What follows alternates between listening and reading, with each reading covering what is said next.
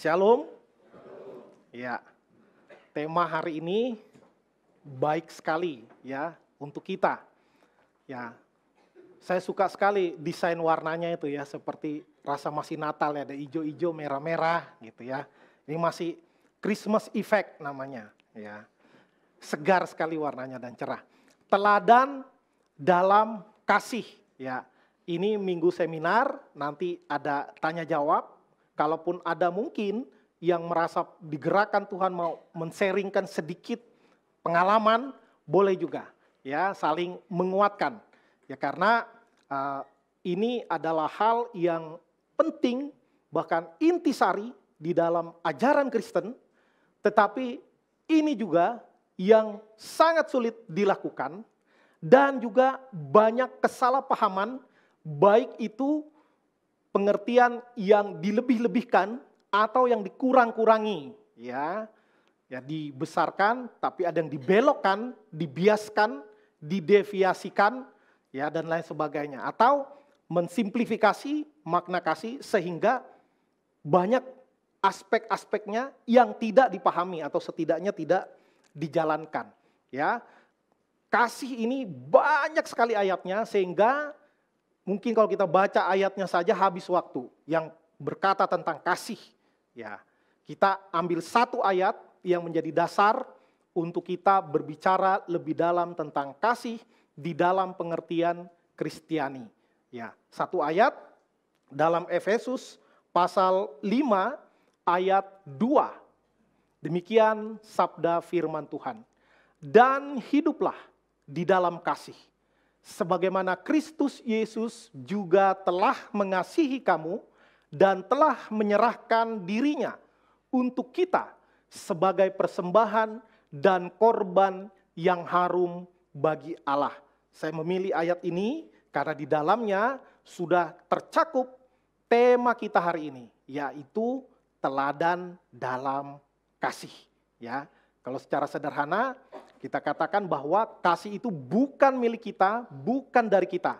Kasih itu asalnya dari Kristus, Tuhan yang kita kenal melalui Kristus Yesus, dan Kristus telah memberikan teladan bagi kita sehingga kita meneladani Kristus. Ketika kita meneladani Kristus, barulah kita bisa menjadi teladan bagi orang-orang lain ya, di luar diri kita. Nah, jadi di sini lalu menjadi teladan bukan untuk kita, kembali lagi ini selalu berkaitan dengan kemuliaan Allah. Tetapi itu sebagai persembahan dan korban yang harum bagi Allah. Jadi dari Allah, lalu kita diminta untuk meneladani Kristus, kemudian ketika kita menjadi teladan, itu menjadi korban yang harum bagi Allah. Maksudnya adalah memuliakan nama Tuhan. Biarlah Tuhan semakin besar dan kita semakin kecil. Ya, kasih. Kasih itu apa? Ya, biasanya lambangnya hati, ya, atau gambar jantung. Ya, saya memilih gambar yang unik. Ya, ini gambar tangan. Gambar tangan, ilustrasi bagaimana Tuhan itu memberi, ya, memberi. Jadi ini saya tafsirkan gambarnya ya, memberi tapi itu lambangnya lambang hati juga. Dan keluar cahaya, itu adalah sesuatu yang bisa dirasakan, yang bisa dilihat, dan memberikan pengaruh kepada sekitarnya. Baik sekali gambar ini, cahaya. Ya, karena cahaya itu mengalahkan kegelapan. Dan kegelapan itu didefinisikan sebagai ketiadaan cahaya. Ya, maka ketika cahaya itu dimunculkan, maka kegelapan akan sirna, akan dikalahkan oleh cahaya. Dan ini menggambarkan bahwa kasih itu berkaitan dengan memberi, ya. Dan pemberian yang terbesar, ya ini ayat hafalan Yohanes 3 ayat 16, bahwa Allah telah mengaruniakan anaknya yang tunggal. Itu tindakan kasih yang paling besar. Nah, sekarang saya mau interaktif dulu, ya, interaktif. Apa pendapat orang tentang kasih? Saya ngelihat di sini banyak orang, ya, orang semua ini kan, ya, orang semua. Yang masih muda deh, mahasiswa dulu, Dubel, ya, Apa pendapatmu tentang kasih? Menurut pendapat Anda, nggak akan salah karena menurut pendapat Anda ya, bukan menurut saya. Silakan. Komen. Bukan komen di bawah ini, langsung ngomong ya.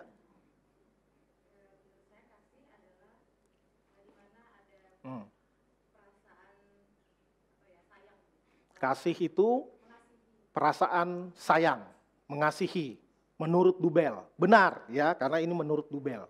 Ya.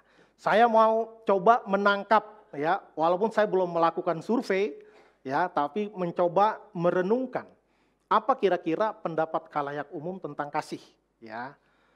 Nih, saya yakin ini semua setuju. Kasih itu sesuatu yang mudah diucapkan tapi sulit dilakukan. Setuju?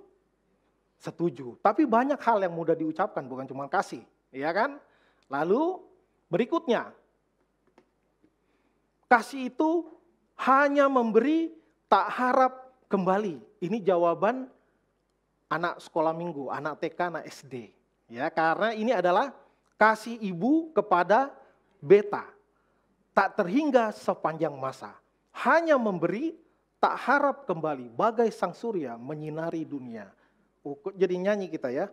Ya, ini hanya memberi tak harap kembali. Itu juga salah satu karakteristik kasih. Kasih itu keluar. Ya, memberi tak harap kembali, ya. Tapi walaupun tak harap kembali, jangan lupa mengembalikan, ya. Misalnya orang tua mengasihi kita, membesarkan kita dari anak-anak sampai besar. Setelah besar, orang tua kita menjadi tua, menjadi renta, menjadi tidak berdaya, lah gantian dong.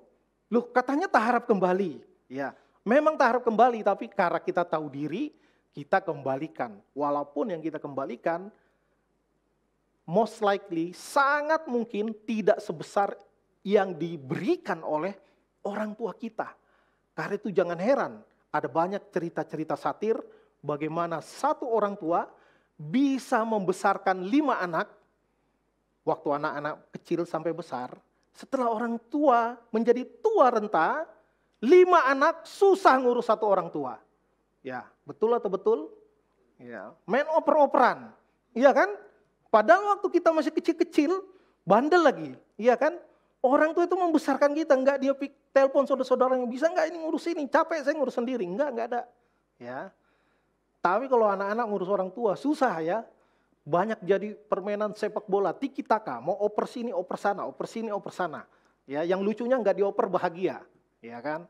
Nah, itu fenomena, hanya memberi, tak harap kembali. Berikutnya, nah ini yang lebih rohani, ya, yang lebih rohani. Kasih itu adalah inti dari ajaran Kristen. Ya, lagu Kristen tentang kasih banyak sekali. Ya, baik kasih Tuhan kepada manusia, bahkan kalau lagu modern lagi banyak lagi kasih manusia kepada Tuhan. Ya, ku mau cinta Yesus selamanya. Ya, kita pikir Tuhan bangga dengar kita nyanyi gitu. Ya, padahal Tuhan tahu, alah itu ya karena memang itu disuruh WL nyanyi itu yang jadi nyanyi itu, ya kan? Padahal belum tentu hidup kita mengasihi Tuhan, ya. Maka kasih itu bukan hanya dari lagu, bukan hanya dari untayan nada, tetapi dari totalitas hidup kita, dari seluruh aspek hidup kita. Itu menunjukkan apakah kita kasih kepada Tuhan atau tidak. Tapi tentu saja kasih adalah inti ajaran Kristen, ya. Yohanes 3 ayat 16. Ya, mengajarkan itu intisari kekristenan. Bahkan ketika Yesus mengajarkan kepada pengikutnya bahwa inti daripada hukum Taurat bukan untuk menyusahkan, bukan untuk memberikan peraturan sebanyak-banyaknya, tapi lalu Yesus merasnya atau katakan mengambil intisarinya menjadi hanya 2 bagian, yaitu kasih kepada Tuhan dan kasih kepada sesama, ya.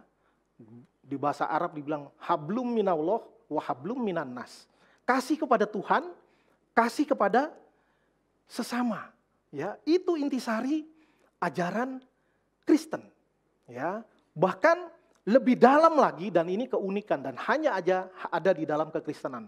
Kasih adalah hakikat Allah. 1 Yohanes 4 ayat 16 mengatakan Allah adalah kasih. Tentu Allah bukan hanya kasih, ya. Tapi Rasul Yohanes begitu menekankan tentang kasih dan menggambarkan Allah sebagai kasih itu sendiri, sebagai kasih yang sejati. Karena itu tidak salah bahwa Yohanes dijuluki sebagai Rasul kasih. Ya. Lalu kasih itu do sama dengan C. Lu apa itu? Ya. Kan ada orang ditanya, kasih itu apa? Coba C. Treng, kasih itu lemah lembut, langsung ya. Jadi kasih itu do sama dengan C. Ya, dia jawab dengan lagu, ya. Lalu gini naik do sama dengan D, ya. Kasih itu dijawab dengan lagu. Ada banyak sekali, ya. Komen-komen orang, komentar orang tentang kasih. Ya, ada yang menjawabnya dengan lagu. Nah, kasih dan definisi, ya, penting untuk mengerti apa itu kasih. Ya. Tentu di dalam perspektif iman Kristiani. Definisi kasih, ya. Ini jangan salah paham lihat gambarnya ya. Dipikirin nanti mencintai banyak pihak, ya. Dalam pengertian tertentu benar bahwa kita harus mengasihi semua orang, ya. Tapi bukan mencintai dalam arti punya hubungan khusus seperti suami istri, bukan, ya. Kan kasih itu banyak sekali sisi-sisinya, spektrumnya, ya, ada banyak. Tentu kalau kita baca firman Tuhan, yang paling banyak itu penjelasannya di dalam 1 Korintus 13. Tapi yang pasti kasih itu adalah dari Tuhan, dan Tuhan itu adalah kasih, tadi sudah disebutkan, dan kasih Tuhan itu tidak bisa diukur, ya, dengan bahasa Rasul Paulus, ya, di dalam suratnya kepada jemaat di Efesus dikatakan betapa lebarnya dan panjangnya dan tingginya dan dalamnya kasih Kristus. Efesus 3 ayat 18. Ya, kalau bahasa matematika dibilang ini sampai dengan tak terhingga, ya, tak terhingga, tidak terbatas, ya. Begitu lebarnya, begitu panjangnya, begitu tingginya, begitu dalamnya. Waduh, ini bicara tentang volume, ya. Kalau udah ada panjang, lebar, ada tinggi, maka itu ada volumenya. Ada volumenya tidak terhingga, luar biasa. Dan yang paling biasa disebutkan adalah dari 1 Korintus 13. Ini satu pasal berbicara tentang kasih. Tentu kita nggak akan bahas satu persatu, ya. Hanya garis besar saja, ya.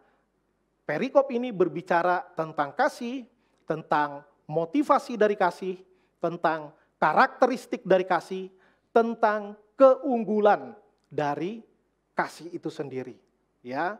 Motivasi dikatakan, kalau kita bisa berkata-kata dalam berbagai bahasa malaikat, kalaupun kita punya pengetahuan yang paling hebat, yang paling luas, ya, mengetahui segala rahasia dikatakan, dan bahkan kalau punya iman sempurna untuk memindahkan gunung, ya. Lalu ditambah lagi di ayat 3, sekalipun aku membagi-bagikan segala sesuatu yang ada padaku, ini luar biasa, jiwa sosial. Membagikan bahkan semuanya yang ada padaku, dan bahkan menyerahkan tubuhku untuk dibakar. Waduh, dahsyat ya. Ya. Di 3 ayat ini semuanya pakai koma. Tetapi jika aku tidak mempunyai kasih, atau dengan kata lain, jika tidak didasarkan atas kasih, maka sia-sia. Seperti gong yang bergemerincing. Di ayat 2 dikatakan tanpa kasih tidak berguna sama sekali. Dan ayat ketiga dikatakan sedikit pun tidak ada faedahnya bagiku. Jadi kasih ini menjadi motivasi, menjadi dasar dari kita melakukan segala kebaikan. Ya, ada banyak orang baik, tapi demi apa? Demi nama baik, ya, demi popularitas, ya. Ada orang kalau dia memberi tangan kanan bukan hanya diketahui tangan kiri, ya, tangan seluruh dunia harus tahu, ya, ada yang begitu, ya. Padahal tangan nggak punya mata, yang punya mata itu kaki, ya, itu pun mata kaki nggak bisa melihat, ya. Semua harus didasarkan atas kasih. Ya, kasih. Bukan untuk diri sendiri. Tentu itu juga ketika kita memberi, kita bersukacita. Ya, kalau kita bersukacita, mungkin itu bagian dari kasih yang ada dari diri kita. Ya, sangat mungkin itu bagian. Maka kita latih diri kita. Ya, jangan dibalik. Ini kadang kita suka membalik. Kalau gitu saya nggak usah memberi, nanti orang curiga saya cuma mau cari popularitas. Bukan, ya, keliru. Nah, kasih ini paling sering disebutkan, tapi paling sering disalahpahami. Banyak orang yang saya katakan ini mereduksi makna kasih. Dan bahkan kasih ini menjadi senjata untuk menyerang orang Kristen. Ya, untuk menyerang orang Kristen. Seorang hamba Tuhan pernah cerita ke saya waktu di kuliah dulu, ya, beliau hamba Tuhan dan juga dosen di STT. Ya, beliau tuh pernah ketipu, ya, orang datang bawa proposal ke gereja lalu cerita mukanya kasihan, ya. Lalu ternyata selang beberapa waktu ternyata orang itu emang kerjanya keliling ke gereja-gereja bawa proposal yang sama, taunya untuk persekutuan sama Tuhan. Gini-gini ngomong-ngomong ada yang sharing, sama, saya juga pernah gitu. Ternyata orangnya sama yang datengin. Maka sejak itu hati-hati, ya, hati-hati. Tanya dari mana ini legal resmi atau enggak, kemana, ya, ada, pokoknya dia lebih teliti lah. Lalu singkat kata, karena orang namanya niat nipu, pasti dicecar istilahnya, ditanya lebih detail, bingung dia mau jawab. Karena memang untuk diri sendiri, untuk dimakan sendiri, bukan untuk pelayanan, bukan kasus yang benar terjadi, ya. Ujung-ujungnya apa? Gereja kok nggak punya kasih, katanya. Pinter orang ngomong gitu loh. Orang Kristen kok nggak punya kasih, iya kan? Lalu misalnya ada orang, ya, berbuat salah kepada kita, lalu kita mau mengajarkan dia tentang kesalahannya, ya. Mungkin ada kata-kata yang agak keras, ya, karena firman Tuhan juga mengatakan kasih itu juga menyatakan kesalahan, ya, menyatakan kesalahan. Lalu ketika kita menyatakan kesalahannya, orang tersinggung, ya, wah, nggak ada kasih katanya, wah, kasih kan menutupi dosa, berarti kalau dosa nggak usah disebut-sebut, ya, macam-macam, ya.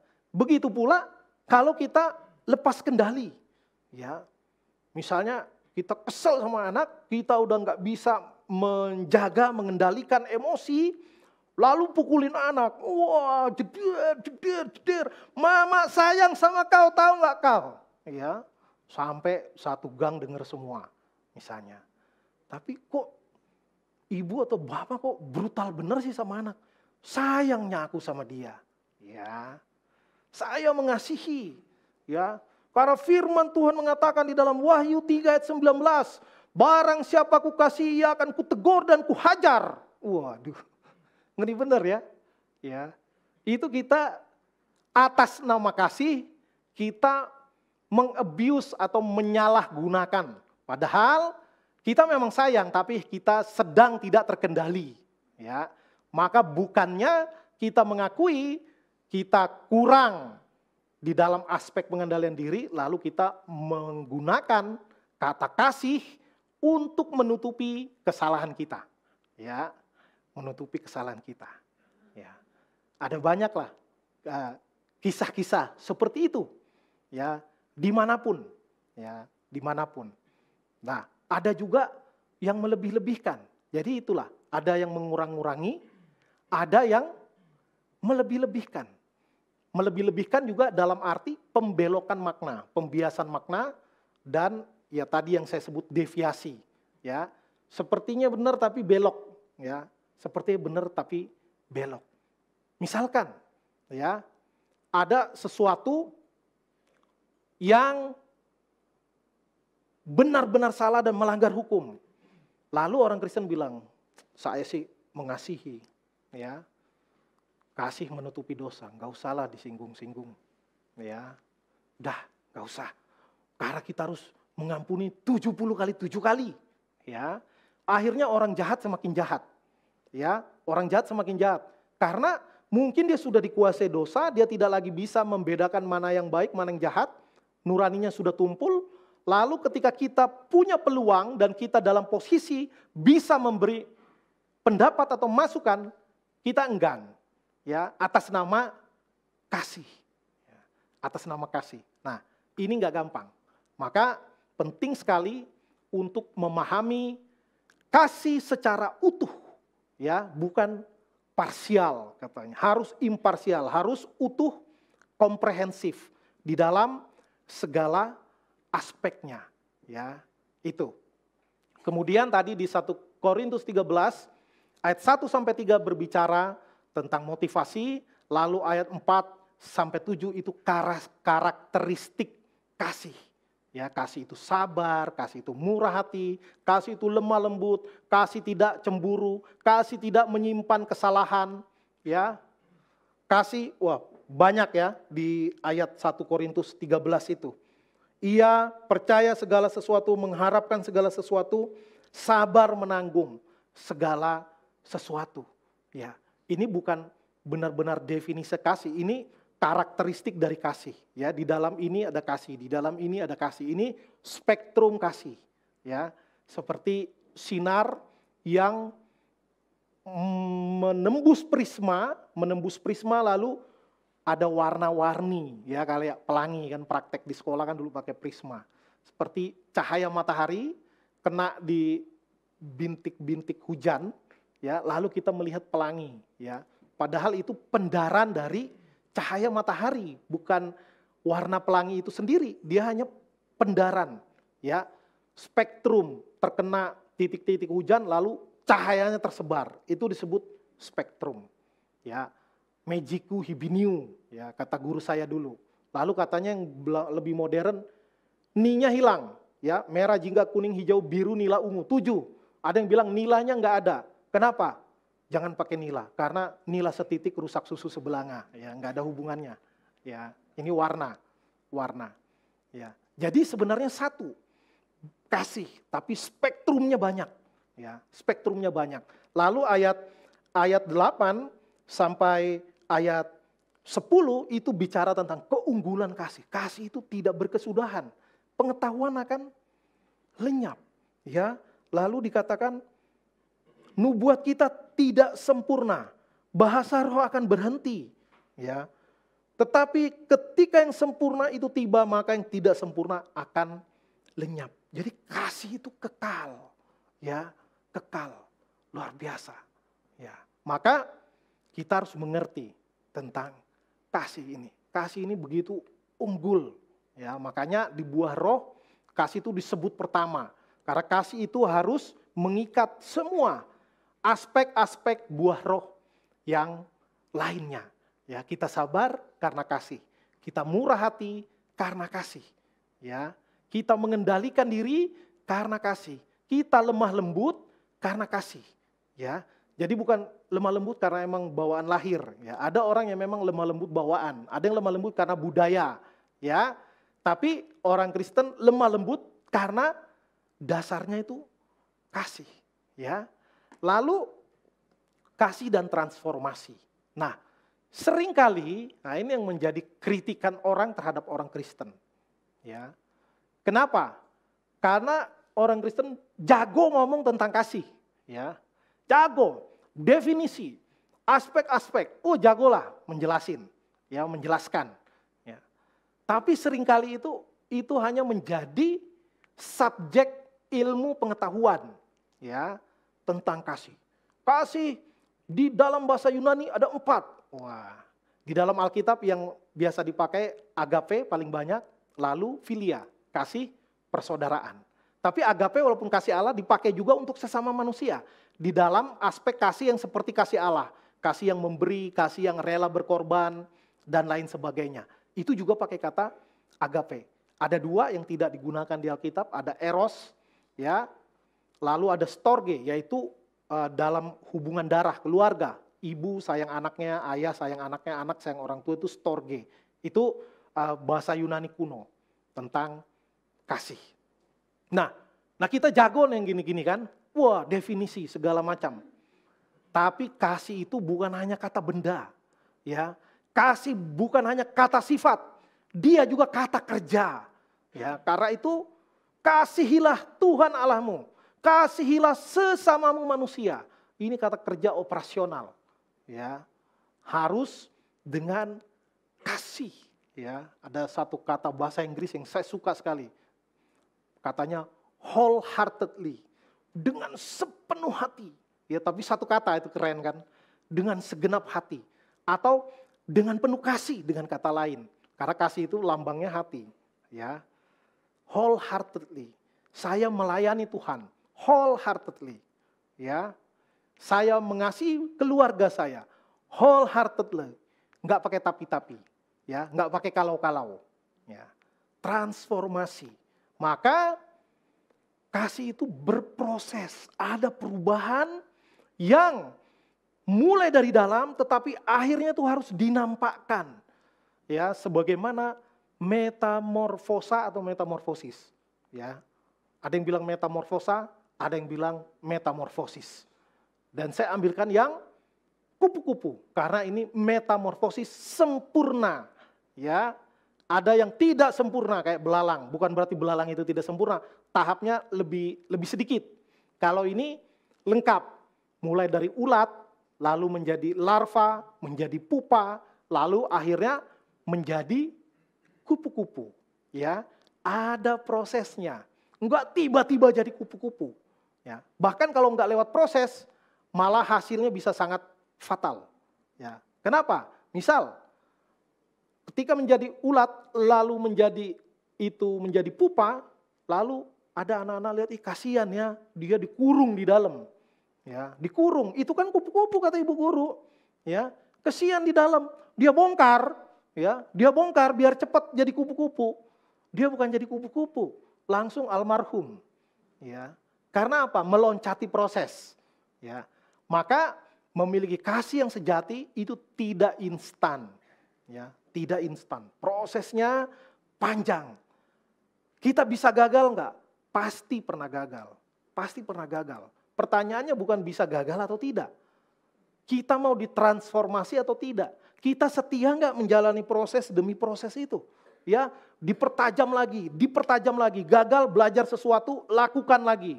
Ya, lebih baik, gagal lagi, bertobat lagi, kembali lagi, lakukan lagi. Ya, kan gitu dikatakan di dalam Wahyu, ya, Wahyu 3 ayat 19. Barang siapa kukasihi ia kutegur dan kuhajar. Sebab itu relakanlah hatimu dan bertobatlah.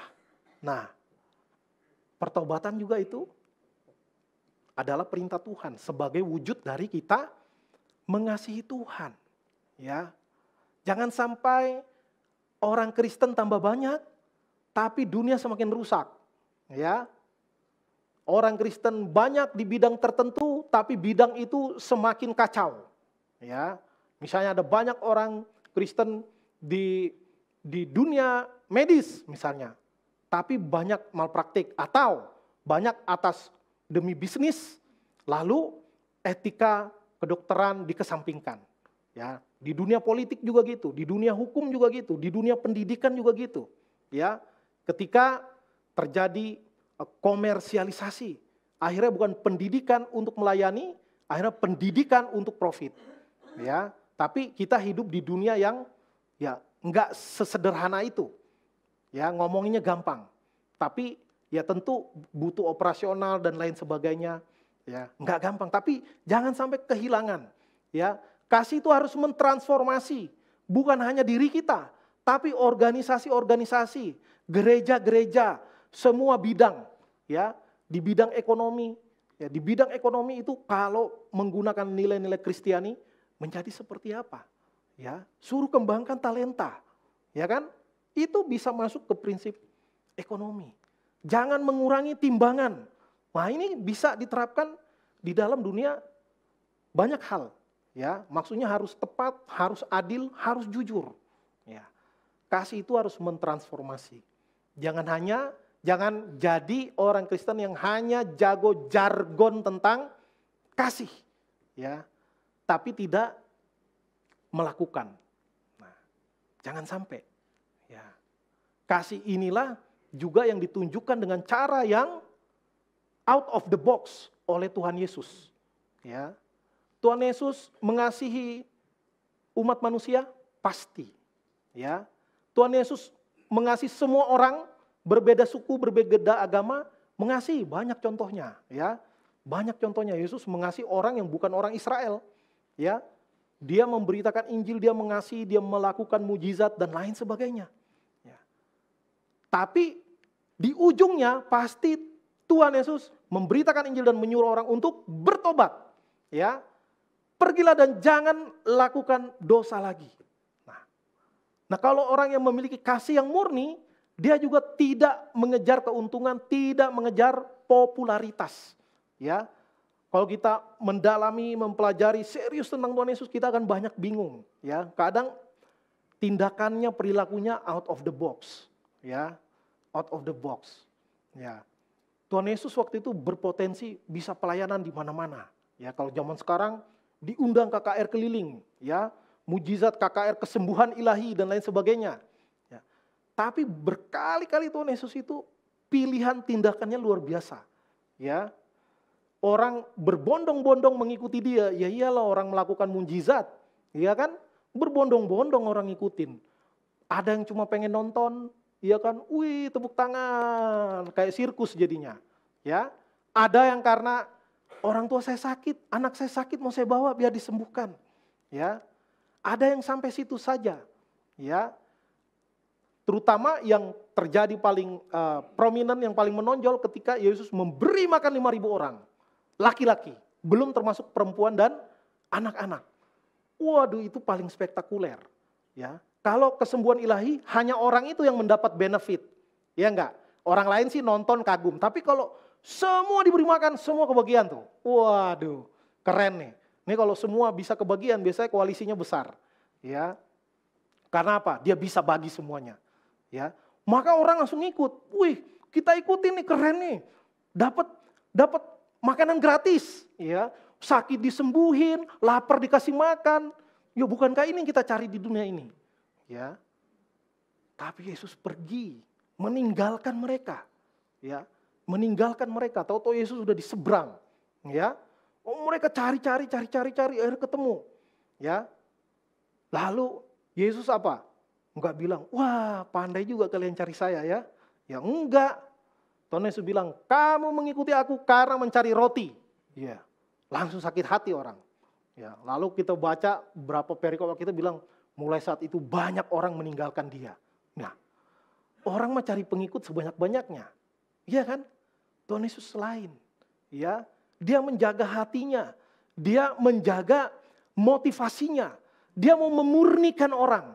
Agar jangan atas nama kasih kita ikut Tuhan pada kita mau cari keuntungan. Kita hanya mau cari kesembuhan, kita hanya mau cari kekayaan, kita hanya mau cari popularitas. Dan mungkin kita mau pansos melalui Yesus. Ya, yang orang-orang ikut Yesus itu. Ya kan, ya saya juga pernah kok dekat sama dia, saya pernah bantu Yesus pelayanan. Akhirnya ngomongnya Yesus, atas nama mengasihi Yesus, padahal pansos. Ya, bisa macam-macam. Nah, hati-hati. Maka kasih itu harus transformasional, harus mengubahkan. Ya, Roma 12 mengatakan, ubahlah. Ya, pembaharuan budi. Dan itu terus menerus, nggak pernah berhenti. Ya, transformasi terus bekerja di dalam dan melalui kita. Dan pertamanya di dalam, tapi lalu keluar. Itu akan kelihatan dari perkataan. Itu akan kelihatan dari tindakan, perbuatan, menyelesaikan masalah, memimpin organisasi, memimpin usaha dan lain sebagainya. Ya, harusnya kelihatan. Ya, tentu orang yang mulutnya manis belum tentu hatinya bersih. Ya, banyak gitu kan, orang Israel juga gitu. Makanya Tuhan kritik. Mereka memuji aku dengan mulutnya tapi hatinya jauh daripadaku. Ya, tetapi tentu orang yang punya kasih yang sejati, dia akan memuji Tuhan. Ya, tapi memuji Tuhan belum tentu karena mengasihi Tuhan. Ini harus hati-hati kita. Ya, maka indikatornya salah satunya melalui transformasi, melalui perbuatan baik, melalui perkataan yang baik, melalui pikiran yang baik, melalui pengendalian emosi yang baik. Jadi banyak sekali aspeknya. Dan tentunya kasih itu harus mengedukasi, bersifat edukatif, Ya, karena itu Tuhan Yesus tidak mau hanya bicara sebentar selesai pergi, enggak.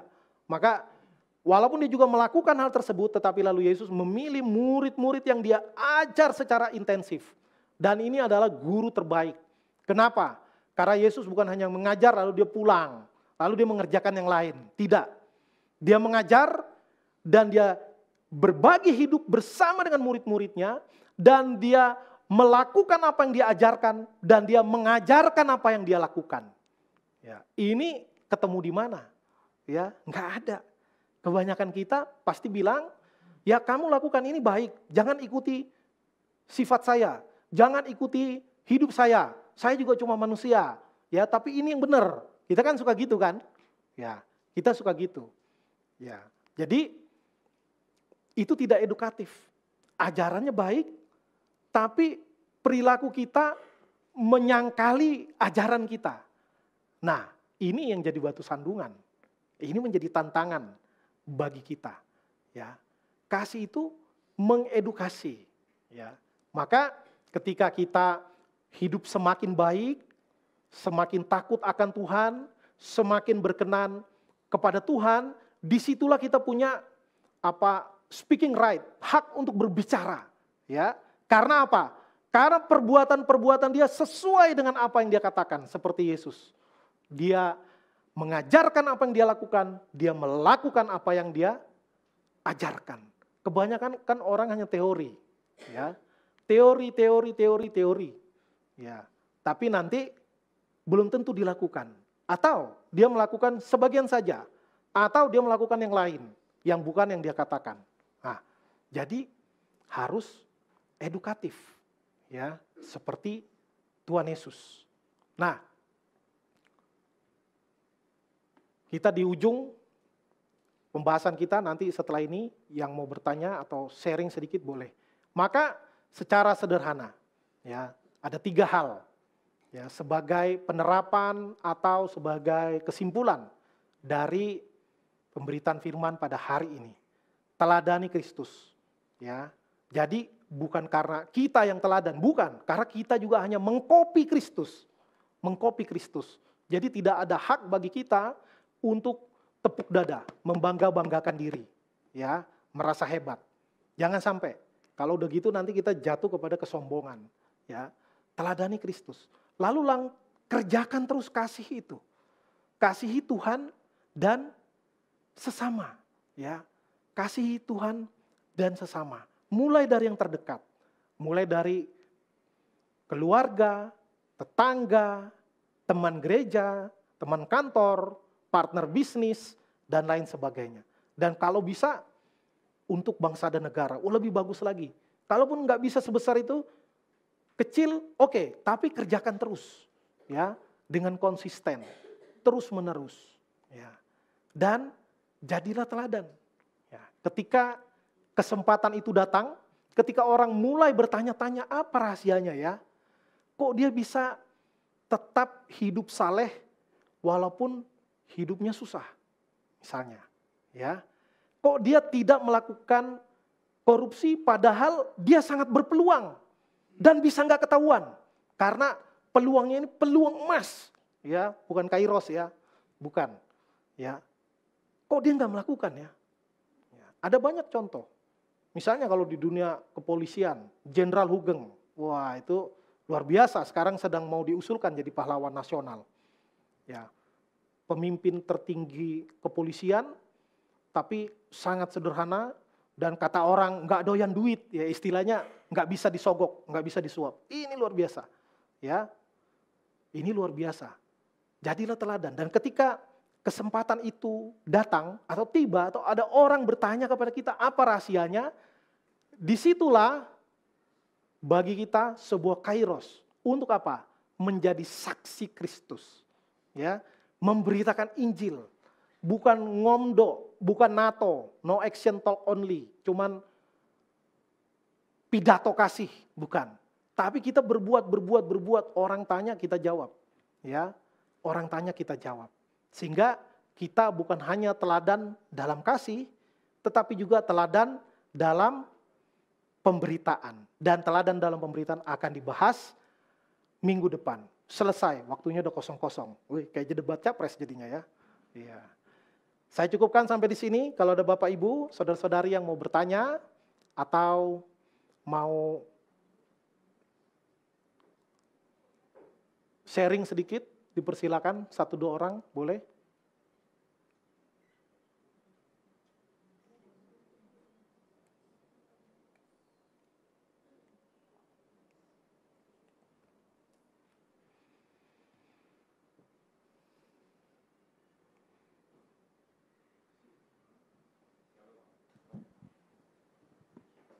Ya, Shalom Pak Pendeta, terima kasih atas pemaparan dan penjelasan yang sudah disampaikan.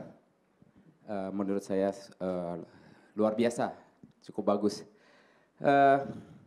Saya bukan mau bertanya, tapi saya mau sharing aja. Kita percaya bahwa Alkitab adalah firman Tuhan dan Alkitab sudah mengajarkan kita tentang kasih itu. Bagaimana ketika Adam dan Hawa jatuh ke dalam dosa dan Tuhan menunjukkan belas kasihannya itu, misalnya seperti kasih Tuhan kepada Nuh dan bisa diselamatkan, tapi berjalan terus bagaimana juga penebusan bangsa Israel dari Mesir menuju tanah Kanaan, Tuhan tetap menunjukkan kasih itu sekalipun orang Israel tegar tengkuk menyembah Baal, tapi Tuhan tetap menunjukkan kasih itu. Dan kasih itu terlihat secara sempurna ketika kematian Kristus di kayu salib. Nah, kasih itu juga dinyatakan oleh murid-murid Tuhan Yesus, semuanya karena kasih mereka mau mati syahid dan terus mau memberitakan Injil. Dan menurut saya karena kasih itu juga yang boleh ditunjukkan oleh almarhum Pendeta Bigman Sirait sampai membuka sekolah di pedalaman di Kalimantan. Yang menjadi pertanyaan buat kita semua adalah apakah kasih itu juga ada di antara kita semua yang bisa terwujud di dalam kehidupan kita hari lepas hari di dalam setiap tindakan kita. Kiranya itu bisa menggugah hati kita semua. Terima kasih. Ya, ini himbauan, motivasi yang sangat baik, ya. Jadi kita bersyukur di gereja ini yang dipakai Tuhan merintis gereja sudah juga meneladani Kristus, bagaimana mengasihi orang bukan untuk keuntungan pribadi. Nah, ini yang perlu kita renungkan dan kemudian menjadi pembelajaran dan kita kerjakan bagian kita dengan setia. Ya, ingat bisa karena biasa, gitu kan? Begitu juga di dalam mengimplementasi kasih di dalam kehidupan kita sehari-hari. Bagaimana kita kerjakan makin baik nanti kita bisa menambah kontribusi kita di dalam bidang apapun. Ya karena apa? Karena kita udah biasa kerjakan, ya. Kayak orang biasa jogging misalnya, pertama 1 kilometer udah ngap, ya kan? Tapi kalau dia lakukan terus lama-lama maraton juga bisa, ya. Lama-lama. Pak Pendeta bisa maraton? Enggak, ya, karena enggak pernah setia dalam hal itu, ya. Belum pernah maraton. Jadi kerjakan dengan setia, lama-lama Tuhan akan tambahkan kapasitas kita, ya. Tuhan akan tambahkan beban. Karena apa? Karena kita mau dan kita kerjakan dengan setia. Ya, setia dalam perkara kecil nanti Tuhan berikan perkara besar. Ada lagi satu orang lagi?